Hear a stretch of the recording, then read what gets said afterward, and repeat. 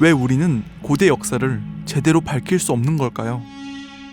전 세계에서 발견되는 웅장하고도 정밀한 건축물들은 현대의 건축술을 능가하는 기술력으로 평가받고 있는데요. 그런데 도대체 무슨 일이 있었기에 갑자기 사라진 걸까요? 그 의문을 풀어줄 힌트는 해저에 있었습니다. 바로 물속으로 봉인된 고대 문명의 흔적이죠.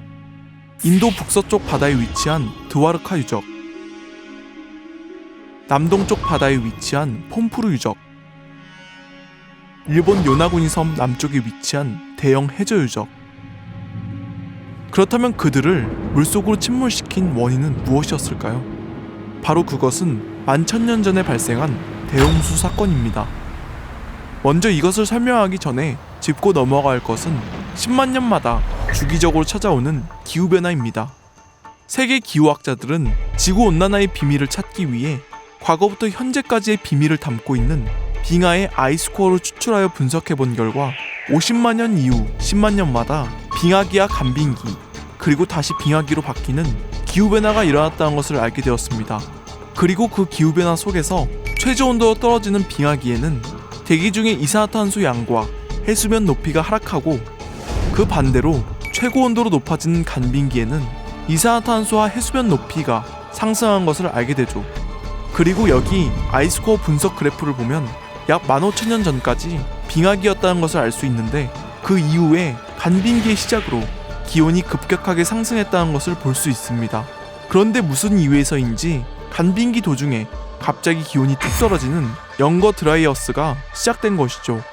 다시 말해서 약 15,000년 전 이후부터 빙하가 녹기 시작했지만 영거 드라이어스 때문에 다시 얼었다가 약 11,000년 전 기온의 급상승으로 한꺼번에 폭발적인 빙하 해빙이 이루어지게 된 것입니다. 그런데 여기서 놀라운 건 인도의 베다 경전에는 그때 당시를 기억하듯 히말라야 위에서 폭포수처럼 물이 쏟아져 나와 대양까지 흘러나갔다는 기록입니다.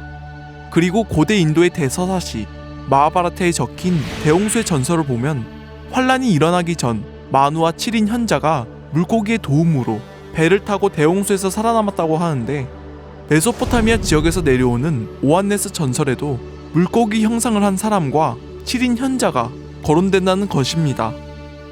그렇다면 그들은 도대체 어디서 7인 현자에 대한 기억을 가지고 있는 걸까요? 재밌는 건 대홍수가 끝난 시점으로 추산되는 9,000년 전 동북아시아에는 12개의 연방 국가를 가진 환국 문명이 존재했다는 이야기가 내려오고 있습니다. 더 놀라운 건 그 문명을 다스린 7재앙들의 평균 재위기간이 470여 년이라는 것인데요. 마치 신선이나 다름없는 무병장수의 시대였다는 것이죠. 어쨌든 지금까지의 이야기를 종합해보면 대홍수가 발생하기 이전 고대 문명은 멸망하거나 쇠퇴하고, 그 이후 시대는 그들의 전통과 문화를 계승받은 여러 민족들이 함께 모여 통합 문명권을 건설했다고 볼 수 있는 것이죠. 오소리가 생각하기에 이것은 지구 리셋설과 같은 느낌을 받는데 여러분은 어떻게 보시나요? 그럼 지금까지 시청해주셔서 감사드리고요. 다음 시간엔 더 재밌고 미스테리한 주제로 만나겠습니다.